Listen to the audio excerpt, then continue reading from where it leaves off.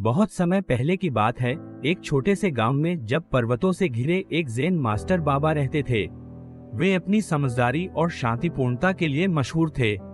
दूर दूर से लोग उनके उपदेश और संदेश सुनने उनके पास जाते थे।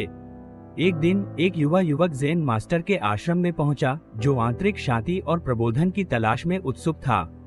युवा युवक ज़ेन मास्टर के पास गया। उसका मन प्रश्नों और संदेहों से भरा हुआ था। उसने कहा, बाबा, मैंने आपकी बुद्धिमत्ता के बारे में सुना है और आपके मार्गदर्शन की तलाश में यहाँ आया हूँ। इस अशांत दुनिया में सच्ची खुशी और संतोष कैसे पाएं? ज़ेन मास्टर ने उसे एक प्यार भरी मुस्कान दी और उसे आसन पर बैठने के लिए इशारा किया।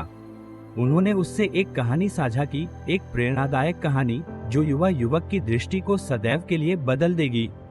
बहुत दूर के एक राज्य में एक शक्तिशाली राजा शासन करता था। एक दिन राजा के घोड़े को राजकीय अस्तबल में से छोड़ दिया गया और वह नगर के पास बगीचे में दौड़ने लगा। लोग घबराए हुए थे और घोड़े ने उनके फसलों को नष्ट कर दिया। राजा के सेनापति ने आदेश दिया था कि घोड़े को पकड़कर वापस लाया जाए। घोड़ा हालांकि बहुत जंगली और अनियंत्रित साबित हुआ। दिनों तक राजा के लोग घोड़े को पकड़ने की कोशिश करते रहे, लेकिन वह हमेशा उनसे बच निकलता।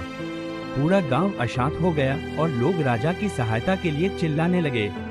उनको लगा कि केवल राजा की शक्ति और प्रभुत्व उनकी मुसीबतों का निवारण कर सकेगा। ज़ेन मास्टर ने थोड़ी देर के लिए ठहरते हुए कहा, एक दिन एक नम्र किसान राजा के महल के पास जाकर अपनी सहायता पेश की। उसने दावा किया कि वह घोड़े को पकड़कर वापस ला सकता है।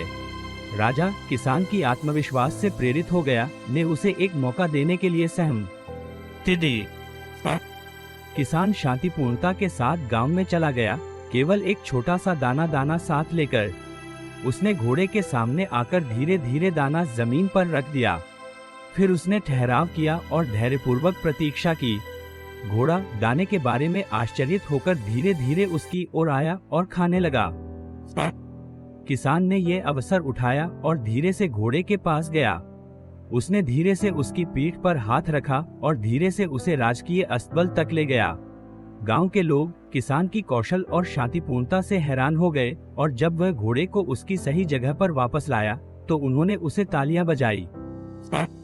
ज़ेन मास्टर युवा युवक की ओर देखते हुए बोले, तुम देखो मेरे प्यारे दोस्त, ये घोड़ा दुनिया की जंगली और अशांत प्रकृति को दर्शाता है। राजा उनकी बाहरी शक्ति और नियंत्रण की प्रतीक है। गांव के लोग यह मानते थे कि केवल राजा की सत्ता से ही न कि मुसीबतों का निवारण हो सकता है, लेकिन सच्चाई यह है कि एक नम्र किसान ने हमें एक गहरा सबक सिखाया है। असली शक्ति हमारे अंदर है, हमारी क्षमता में स्थित है। हमें अशांति की मध्यवर्ती दुनिया में शांत और मधुर हृदय के साथ चुनौतियों का सामना करना सीखना चाहिए। खुशी और संतोष बाहरी दुनिया को नियंत्रण करके नहीं पाए जाते हैं, बल्कि आंतरिक शांति और स्वीकार्यता का पालन करके प्राप्त होते हैं। युवा युवक खामोशी से बैठा रहा, उसका मन आभार और समझ से भर गया। उस पल में उसे यह अनुभूति हुई कि सच्चा प्रबोधन एक दूरस्थ लक्ष्य नहीं है, बल्कि एक अपने भीतर की पहचान है जो खुद में खोजने के लिए तैयार हो गया है।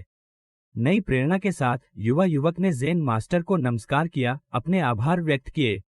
वह छोटे से गांव से चला गया, ज़ेन मास्टर के उपदेशों को अपने हृदय में लिए हुए, आत्म खोज और आंतरिक शांति की एक यात्रा पर निकलने के लिए तत्पर होकर। और इसी तरह ज़ेन मास्टर की कहानी अनगिनत आत्माओं को प्रेरित करती रहती है, उन्हें याद दिलाती है कि जीवन के अस्तित्व की अशांति में उनकी अंतर्मन की शांति स्थित होती है।